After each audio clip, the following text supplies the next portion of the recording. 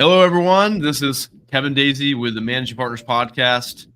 I'll be your host, and today I brought you a really cool guest.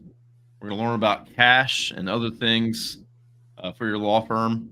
I got Leah Miller here. So, Leah, welcome to the Hi, show.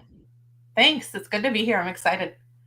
Yeah, excellent. So, yeah, we connected through LinkedIn, had some chats, and just really was interested, what she's doing to help law firms, and she's got a cool background.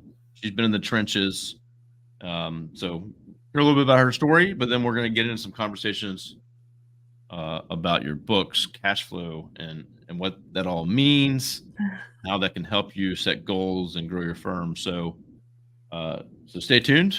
We're going to get into some cool conversations. So as always, I like to find out your background, your history, so we can kind of see where you come from, and then we'll get into a little bit about what you're doing now. So I started as a paralegal like 12, 13 years ago. And my goal one day was to manage a law firm.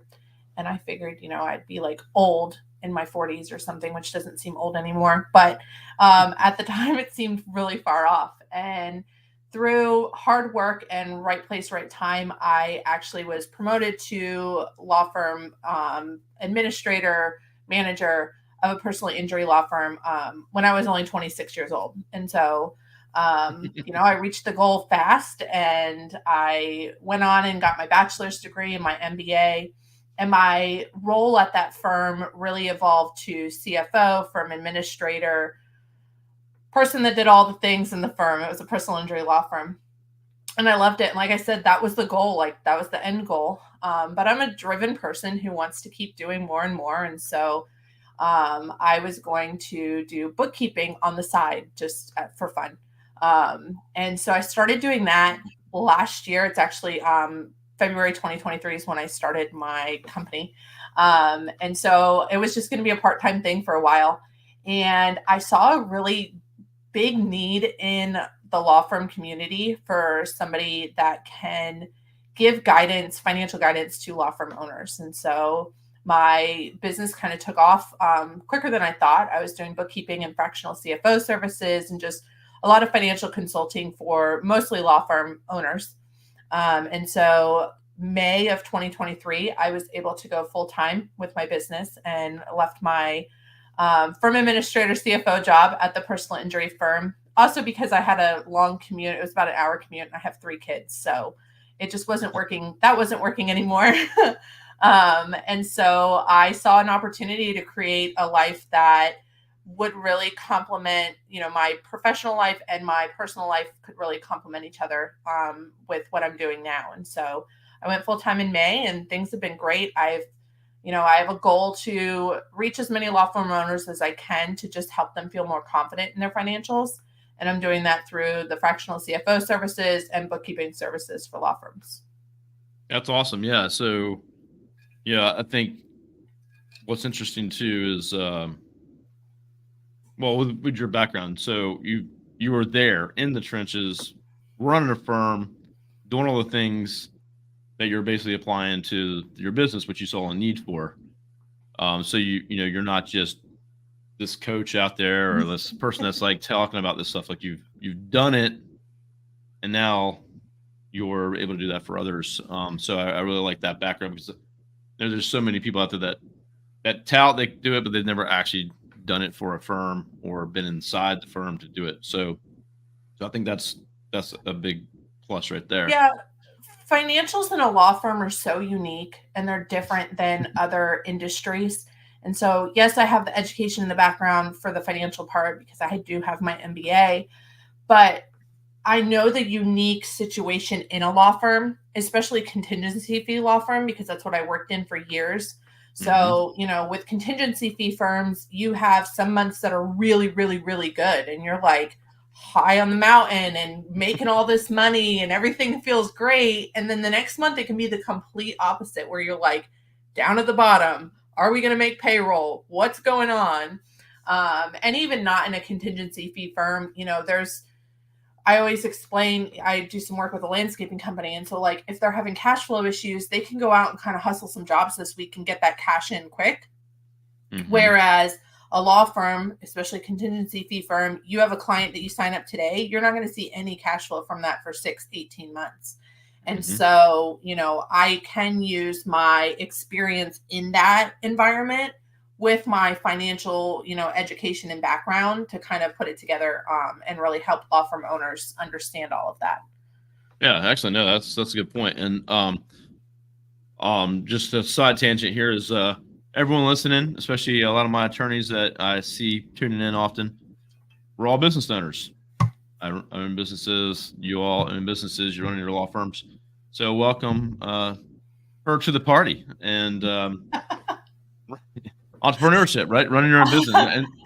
And well, one of the things you were saying in the beginning there was you got all this experience. You got thrown in really quick. You reached your pinnacle that you thought, and then you're wait a minute. There's this other peak over here, this other mountaintop, and then you also have needs and wants and family and things that you're wanting to do. So, and that's what entrepreneurship is all about. It's whether you want to just do it your own way and go on your own, risk everything, or you want more time, or you want to be home, whatever it may be. You have the opportunity as an entrepreneur to control that to some degree if you're doing things right.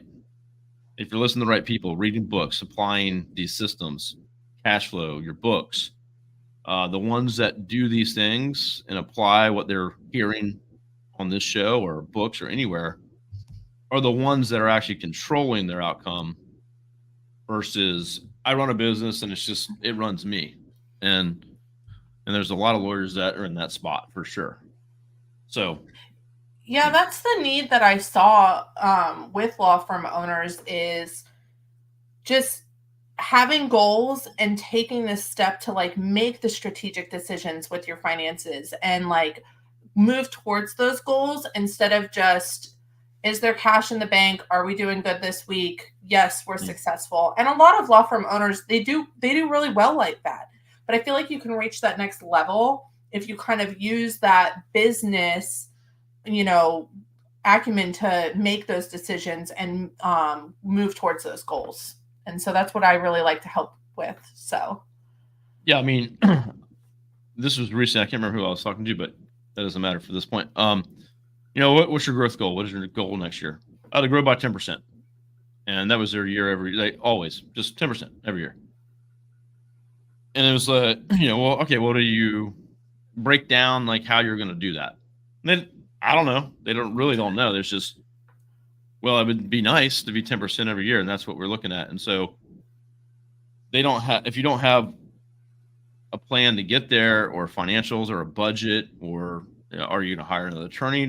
What does it require? And how are you going to get 10%?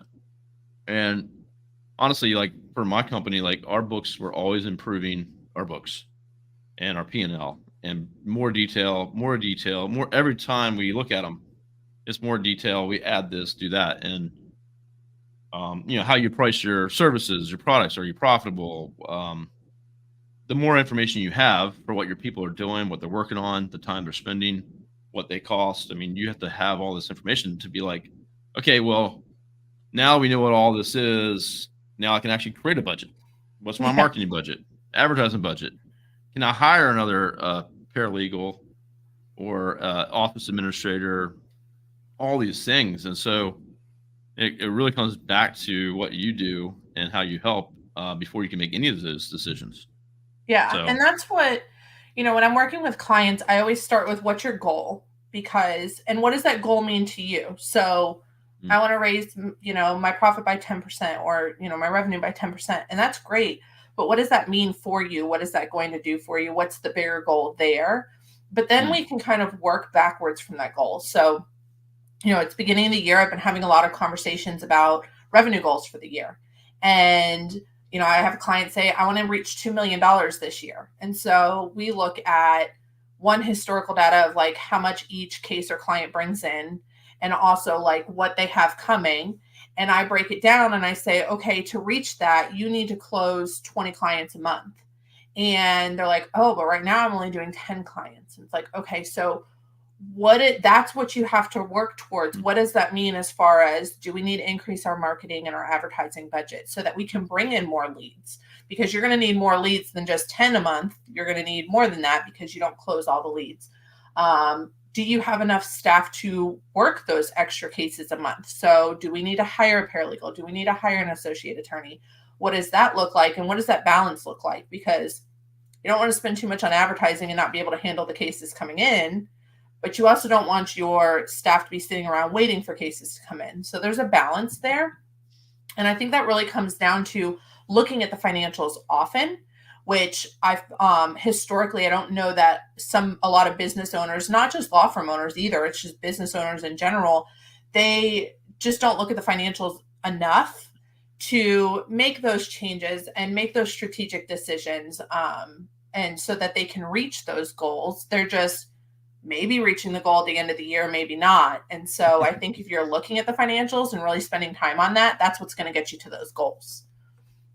No, yeah, 100%. And so one of the things you said there in the beginning, which I just had a great conversation. I had Ben Glass's son, Brian Glass, which they're both just amazing. And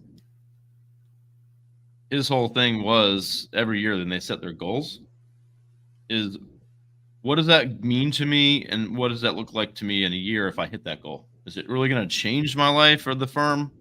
Or is it just some goal I pulled out of thin air? Like, so what is 10% if that's the goal? What would your life or your firm or your people, how would that change or affect all that? And is it something you really want to go after? Because it might just be some goal. Oh, it's January 1st. Let me pick a couple goals. And, what does it really mean to you, right? Like, I'm going to work out and we lose weight. Okay, well, is it there? Can you measure that? What would it really mean to you? And put some passion behind it. Like, this would change my life years to come. What is it going to mean for you? So I think really establishing those goals and really understanding, is it something I really want to accomplish? Because if it is, then you'll have a lot more likelihood that you're going to reach it. And I also think once you break it down, like you said, like, I really want to do 2 million.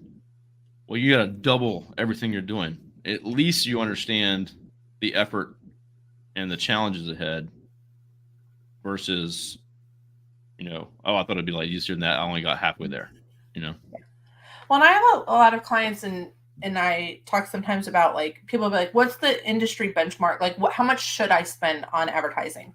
How much should I spend on wages? How much should I spend on this? And going back to the goals, my clients have all different kinds of goals. I have a client who told me, I need to make this much money a year, and I want to work less hours, which means I'm going to need to hire more associates, more people to do the work. So that wage percentage is going to be a little bit higher for that firm, and the net profit might be a little bit lower. But that's that law firm owner creating a life that they want to live. Whereas I have others that are, they want to reach $3 million because they have, goals of giving back or financial goals for their family and things like that. And they don't mind working 40 hours a week, more than 40 hours a week. Like, they're really invested in the time that they can give. So they may not need as much of, help doing the work. And so they can spend a little bit more on advertising, or, like, everybody's so different in their goals that, yes, there's industry benchmarks and we talk about it. And I'll say, hey, your wages are really high. We need to talk about this. There's an issue here. But at the end of the day, everybody's goal is different. And that's what's most important. And as entrepreneurs, we all have different goals that we want to reach. And so we're all going to have different paths financially that we're going to reach. So that's why it helps having somebody on the outside who can say, we really need to talk about what you're spending here, or maybe you should spend a little bit more money here. And if you want to reach these goals, you're going to have to make a change, and you can't just keep doing it the way you've always done it. Yeah, I like that a lot. And so, what you're saying is there's not a one size fits all. It's like, here's my program, and you just squeeze into it. It's customized. It's conversation. It's what do you want to get out of this? Yes. And same thing we do for marketing. Like, I have firms that do this all the time to me. Hey, are you working with anyone else in my town? Because if so, I'm not going to talk to you because we're just compete. And how can you get someone to show up when you have another client that you're working with? So, in my here's the typical answer is that firms are so wildly different. No matter what they think, they're the same as me, and we compete on everything. They have different goals. They have different clientele that they want to work with. Some want low end criminal defense. Just I want the volume, and then other ones are like, well, I want 5 million net worth estate planning clientele. And so if they all talk to each other, they'd realize that they're really not going after the same client. Their brand's different. Their sales pitch, their whatever is different. And so that's going to depend on what kind of clients they get and what kind of leads that they come through the door. So it's very different. And so I think it's great to have those conversations and to figure those things out and to take that owner back a bit so they can kind of see that, because I feel like most don't know. They're just working. They assume they just work and grind and kind of those things will find their way. And then they end up 30 years later going, crap, this is not what I expected. Yeah. And that goes back to, there's some firms that their focus is on volume, which is a great business model. It works for a lot of people. And so they're trying to get in as much volume as possible. And so their expenses are going to look different than the firms that are, looking at value. And so they're referring out a lot of their, smaller cases, and they're just taking on the bigger cases. And not only do the expenses look different, but the budgeting and the cash flow forecast and the way that they spend money is going to be different, because if you have that value model, you're settling half the amount of cases for double the money, but you don't have that constant influx of cash. Whereas with the volume model, you're settling a lot of cases, you're settling cases every day, and you've got a constant cash flow coming in. And so the planning looks different. And that goes back to everybody has different goals and everybody wants to help different people. I say all the time, I'm a open book when it comes to helping others who are in the bookkeeping or fractional CFO world. And I'll tell everybody like how I do things, because one, I have a capacity. I can only help so many clients without scaling, my business bigger. And two, I'm not the right fit for everybody either. I have a personality in the way that I work with people, and somebody else is going to have a different personality. And so I like the idea of the abundance mindset in entrepreneurship, where there is plenty of business, especially in the financial world. Like there are so many small businesses that need fractional CFO help and bookkeeping help. And so like you can have that abundance mindset and just help other people, because there's certain clients that fit with certain people. So amen to that. We've fired clients here that pay us very well. Not everyone's a fit, and that's fine. And I love the abundance mindset. I prescribe to that myself. And there's plenty of work, plenty of firms, plenty of people to help.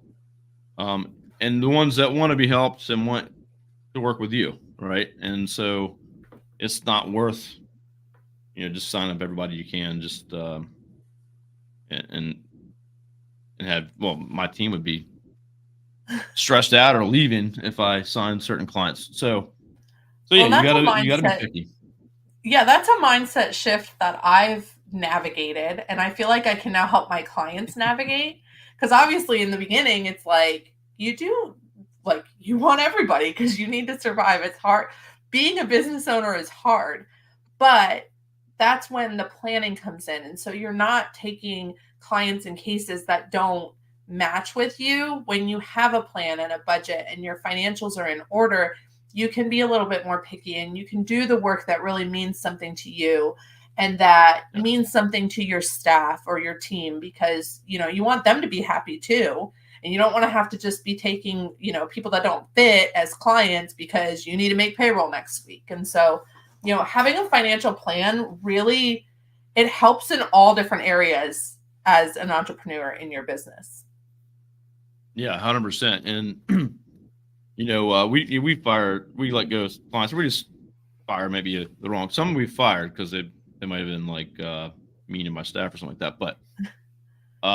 But still, it sends a message. Hey, we told that client they're better fit somewhere else. And the team's like, oh, thank God.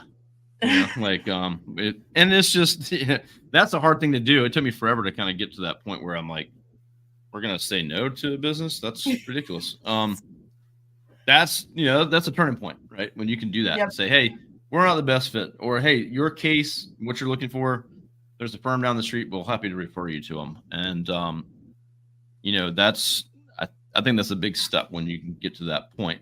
And it sounds like you're I'm way getting ahead there. with your new business. I'm getting there. One of the things that we talked about, we talked the other day, and I thought one of the things too that was interesting is like when looking at marketing, advertising, or spending money on anything really for your business, the firm that you might be running, and you have a budget and you have cash and you have these things, we like to hold on to cash and have all these coffers and not spend, right? Mm-hmm. And so we're worried and we're just building it up and we don't have it's not going to work for us, right? Mm-hmm. And so I thought it was interesting because you're like, well, if you say, hey, you have this, you need to spend it versus let's hold on to it. And so maybe talk about a little bit, if you've allotted for this amount to be spent for say marketing, advertising, maybe it's staff, that we need to be spending that if we're trying to hit these goals and we're trying to grow our firms. So a lot of times, I post a lot on LinkedIn, and that's where we met. And so a lot of times I'm talking about like problems, and we have cash flow problems, and we need to save money and all of that. But a lot of times my clients are people who need to spend more money. So they don't have a cash flow problem. They don't have an expense problem, but they have big goals. And to reach those goals, everybody says you have to spend money to make money. And so, there are people who are conservative and they don't want to spend that money because they're worried about cash flow and making payroll. And so I think with a good plan and a good budget, you can feel good and confident about spending that money. I say a lot of times, I think the financials in a business are often ignored because people don't all the way understand them and they're not comfortable with them. And so when I am working with clients or with anybody, I talk to people in DMs on LinkedIn all the time. I come from a place of education where people can understand the why behind something. So I don't just give you a budget or cash flow forecast and say, you need to spend this and do this and not do this, and that's it. I say, like, these are our options. This is what we can do. These are, these could be the outcomes of these decisions. And I try to partner with my clients so that they understand why, understand the financials of it, and then they can make those decisions to spend with confidence. And so, it gets to the point, not that I ever want them to not need me, but it gets to the point where they can look at a cash flow forecast that I put together for them and be like, oh, we are going to have a couple of good months here and we have a little bit of this extra money. I think it's time that we spend it. I think it's time that we hire this new associate. And it's a good time for us to do that. And if we want to grow, we are going to need to spend this money. And so that's why I am big on education and partnering with my clients so that they understand and feel confident in their financials and aren't just going along for the ride. No, so I think in order to reinvest and spend, if you don't understand the financials or don't have a handle on it or don't want to look at them, then you go to, well, let's just save as much as we can, right? But you're not educated on the financials enough to be able to spend. I know for we have three companies that we run, and we have a new one is just a few years old. Array's been around for a long time, so we started these other companies, and we're not new at it, so we're like, okay, let's do this better this way, whatever. And so, for us, like the beginning of the year, we had or it was last year, I believe. We're like, all right, what if we took a extra $100,000, and we're gonna do? How do we grow this a little faster than it's growing now? And so we looked at what we can budget for. So we're like, okay, let's either 100, 150,000, something like that for the year, right? And we built a plan. All right, how can we take this money that we're budgeted to spend like right immediately to push into that business, which again was a fairly newer business. And so we came up with a plan. We used that budget up completely in a plan. We all signed off on it together, and then that's been put into action. And now we're tracking to see, okay, what is the effects of that? Is it meeting our goal that we projected? And so that to me was one of the coolest things we've done. And that company's over 2 million in revenue now, but and that plan's way exceeded where we hoped we were going to be, and we still haven't got to the year of that starting. So, but again, we knew how much we could just inject immediately to put to work early in the year, and then kind of see how that outcome was versus, well, it's growing naturally by itself, so let's just kind of ride the wave, you know? Yeah, and I think for like real growth, you have to, take those risks sometimes. And I'm okay with it. I'm okay with taking risks. I'm okay with spending money. Like a lot of times people kind of they like feel bad. They don't want to tell me they're spending money or that they want to spend money. Like I'm gonna judge them. And I'm like, I don't judge you at all. You spend money on whatever you want to spend on. Like, I don't care. If it doesn't make sense, but you have the money to spend and it's planned for, I don't care. I just want you to understand it, make a plan for it, and just be strategic and intentional about that spending. And if that's what you're doing, and in your situation, if it crashed and burned and like that didn't work, whatever you spent the 100,000 on didn't work, you had planned to spend that 100,000. You knew that you could lose that 100,000. There could be no ROI on it. At least you knew, and it was okay. You still had money to make payroll next week, and that's 100%. fine. And that's what you have to do, I think, to reach big, big growth. And I get it. I'm a little itty bitty entrepreneur right now, but I just hired my first, couple people to help me with stuff. And it's nerve wracking because you're going from just worrying about yourself and like you making enough money to now you have to pay these other people that are relying on you. And so it is nerve wracking, but with a plan, it's okay. And like, that's, having, and I think, with the spending money thing and not wanting to spend money, having somebody from the outside in to tell you that it's okay to spend makes a difference, because I want to see my clients win, but I don't necessarily have the emotional attachment to their money that they do. Sure. And it is, as an owner, especially if you're the only owner of a firm and you don't really have anybody to bounce those ideas off of, it's scary to spend that money. I get it. But having an outside person be like, no, it's fine. We have a plan. You'll be fine. Yeah, that's really huge. makes a That's difference. huge. Yeah, I think it's especially if you're a solo entrepreneur and you don't really have the group to go talk to or friends or your family, then yeah, that's especially from financial side, that's not something you're going to go bring to your friends or people, Yeah.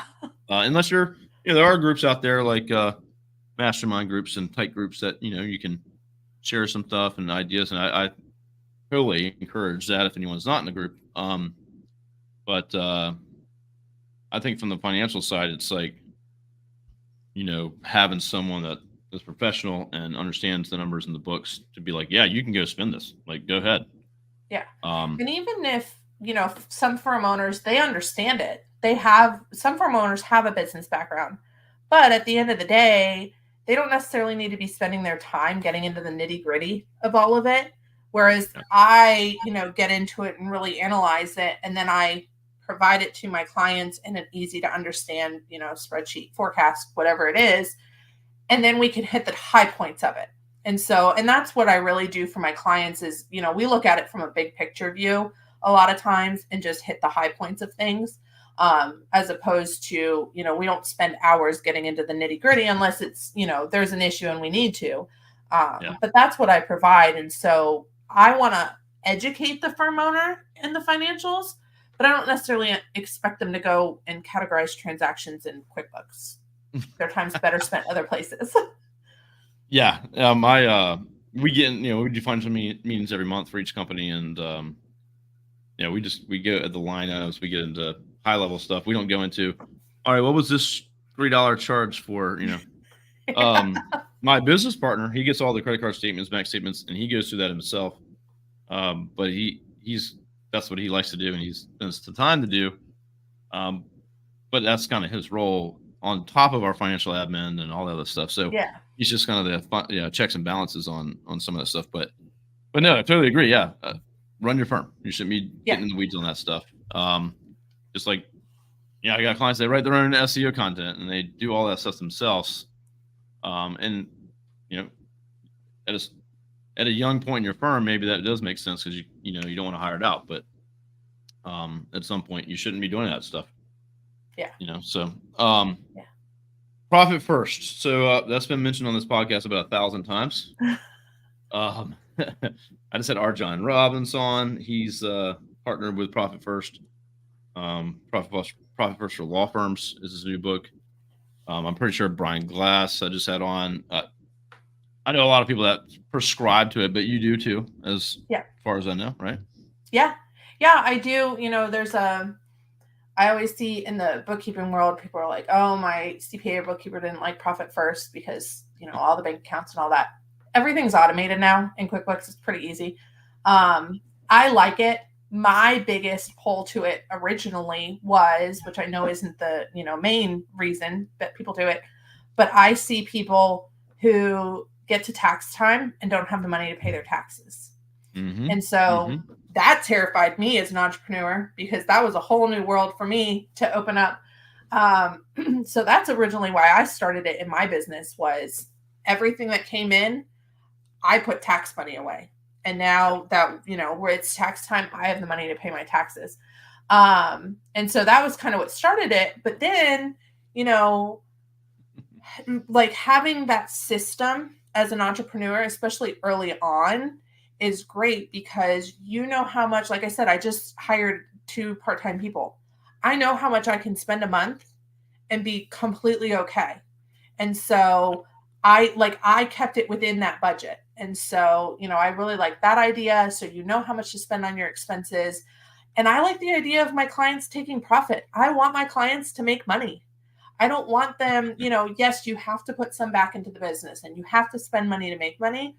But at the end of the day, what's the point of that grind all day, every day for years and years if you're not even taking any of the money and enjoying it? And so I love the whole idea of it and of taking your profit and being profitable and staying within that budget. It just makes sense, especially from a cash flow standpoint, to do it. And so a lot of my clients are already on it. I love it. I am a big believer in it. I will talk to them about it. So I think it's a great way to do things for your business. Yeah, I'll just add my 2 cents because we've been doing it for about 5 years or more, Profit First. And so just what you said, for one, it's just stupid, simple, makes sense, right? If you get $100, well, that $100 is, and you have a business, right? Business expenses, employees. Well, that $100 is not yours, right? So you don't take it home. It's got to go to different places to cover all your bills, expenses, future bills and expenses, taxes. We even have an account for like our business licenses and insurances.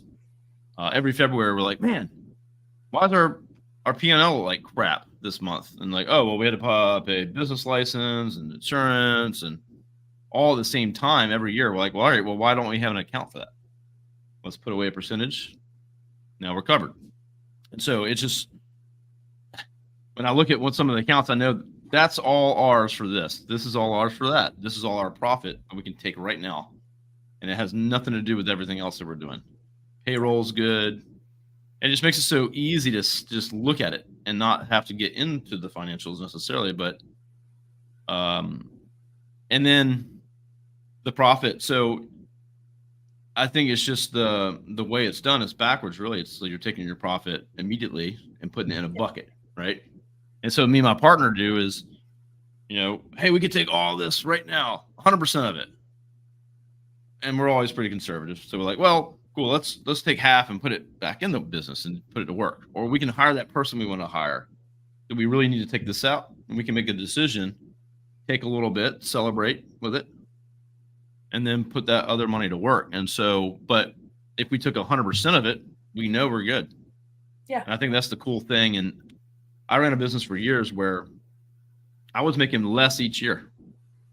Like I was like, oh, I made 100,000, and then I made 90, and I was like, oh, by the time before I started the radio digital, I was like, I think I might pay myself $50,000, and I was like, I run a business with like 8 employees, and like, this is ridiculous. And so I thought I was just reinvesting my money somehow, but there was no way to track. Was I reinvesting it, or was I just, not making enough to pay myself? So it's so easy to get down that slippery slope of, oh, it's just a little bit more on this expense, or oh, it's just like this expense is going to make our revenue go up. And I've seen it firsthand where it's just easy to get behind on it.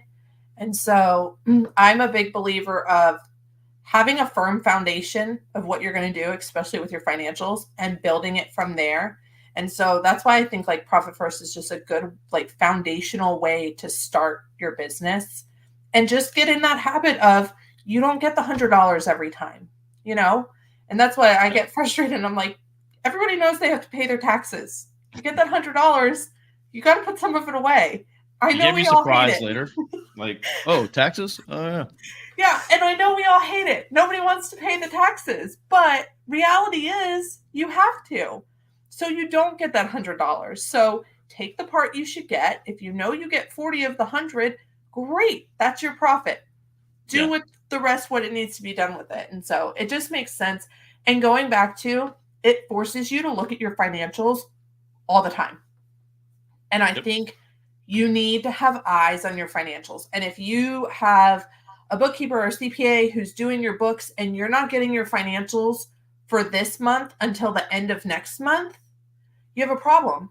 And so you really need to, like, when I do bookkeeping for clients, I update it weekly, because I want them to be able to go into their QuickBooks and run a report and be like, oh, January is looking really bad right now.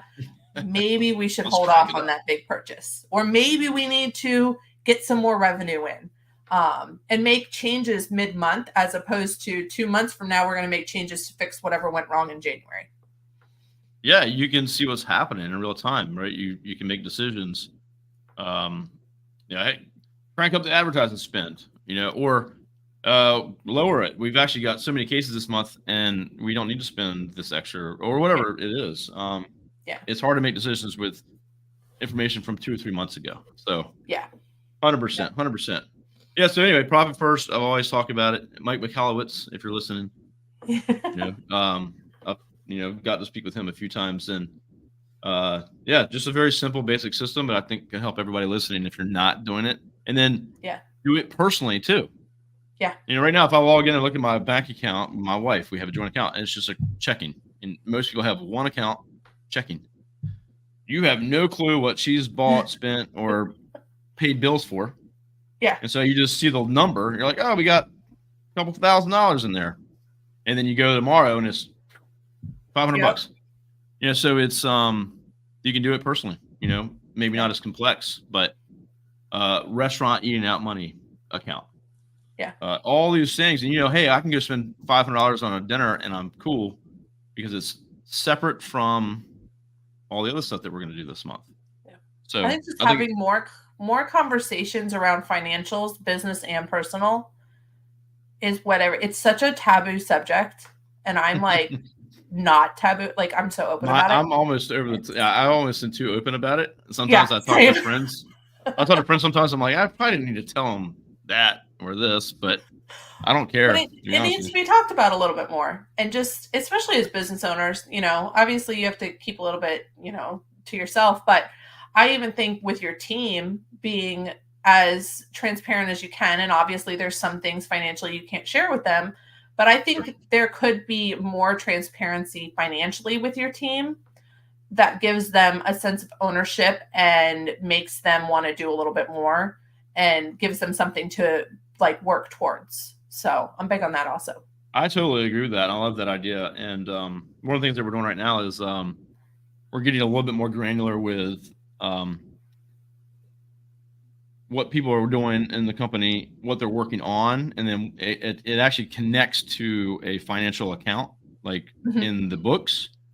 So like SEO, we write content, we do backlinks, we do organic, technical. There's a lot of pieces of SEO. Well, different people on the team work on different things. And so, and different things have different costs.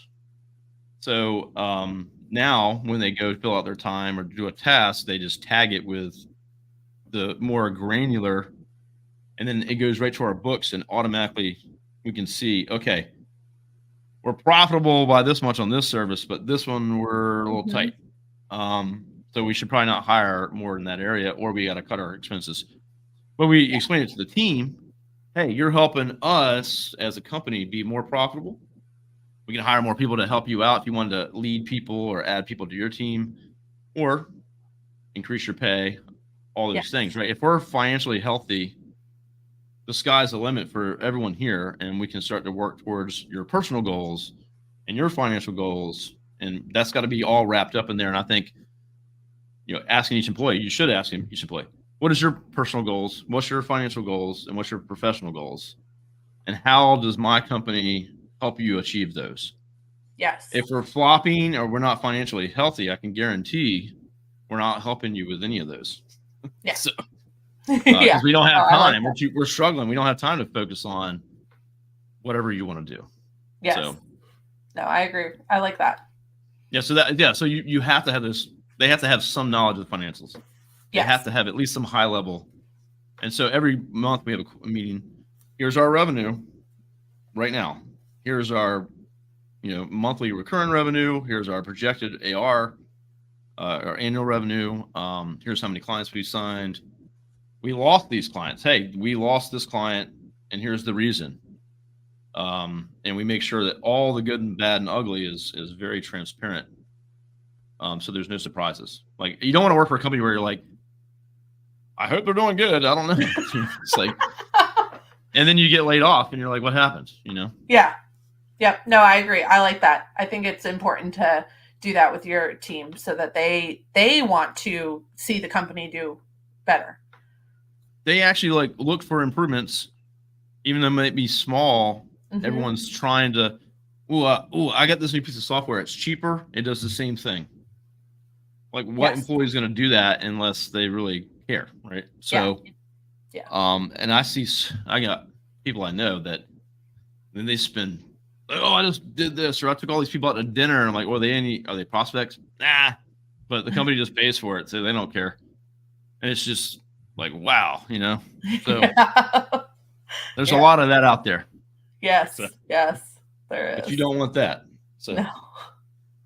Well, I appreciate the long conversation. We've been talking for 42 minutes, and I want to make sure you have time to get back to your day. So, how's the best way people can connect to you?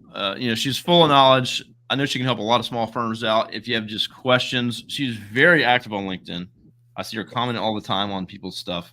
Not even related to what she does. So she likes to weigh in with her opinions and experience. And I think, you've been in a firm, ran a firm, way more than just financials. So hopefully y'all can connect with her. What's the best way that someone can reach out or connect with you? I always invite people to connect with me on LinkedIn, just because I do post all the time. I post financial stuff. I don't necessarily coach in the operation standpoint. I know a lot of coaches that do that, but I do have knowledge, and I try to post, my thoughts and things about that. I'm very passionate about the paralegal profession as well, and so I post about that some.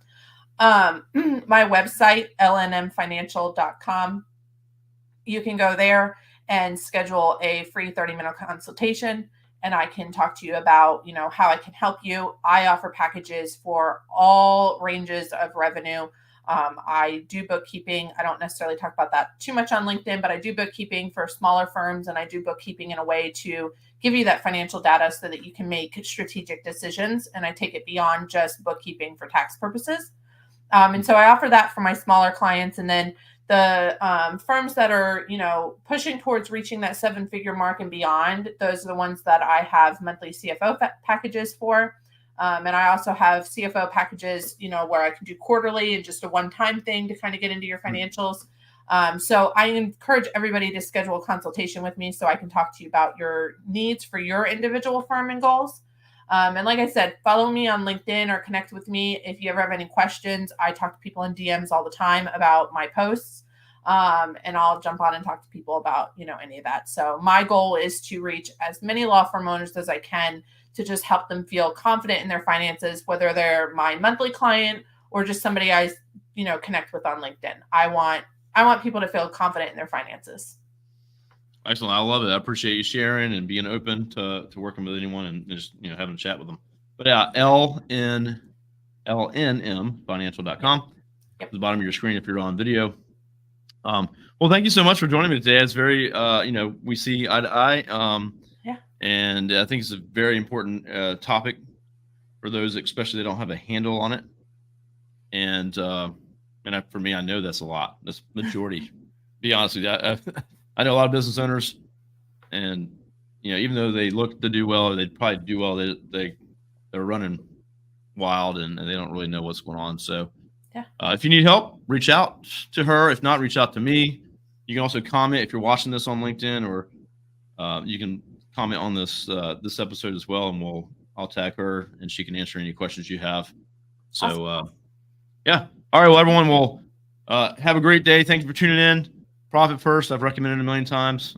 If you don't know where to start, that's a good place to go. And if not, reach out to our guest here. So everyone have a great day, and we'll see you on the next episode. Appreciate it.